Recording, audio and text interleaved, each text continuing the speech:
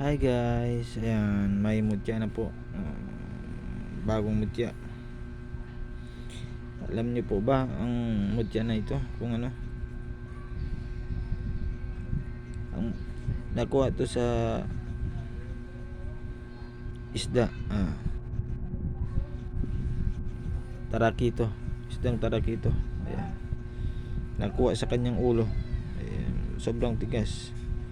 Laman niya po yan. Ayan po, tigas yan. Ayan, pang paswerte. Ito po ang gamit ng mga taga-Sambuanga. Ayan po. Kapag maglaod ka, papalaod ka sa dagat. Ayan po, parang isda. Ayan po, ganda po yan.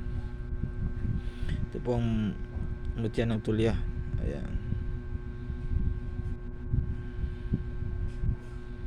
ganda. Mutya ng tulya.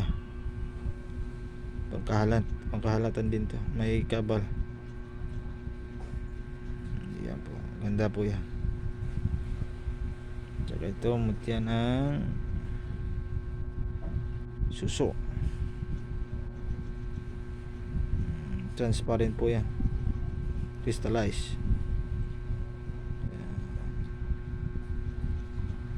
Yan lang po. Maraming salamat mga kapatid. Ayan, huwag niyo pong kalimutan mag-subscribe at mag-like and share at mag-comment lang po sa baba. Maraming salamat mga ka-hunters.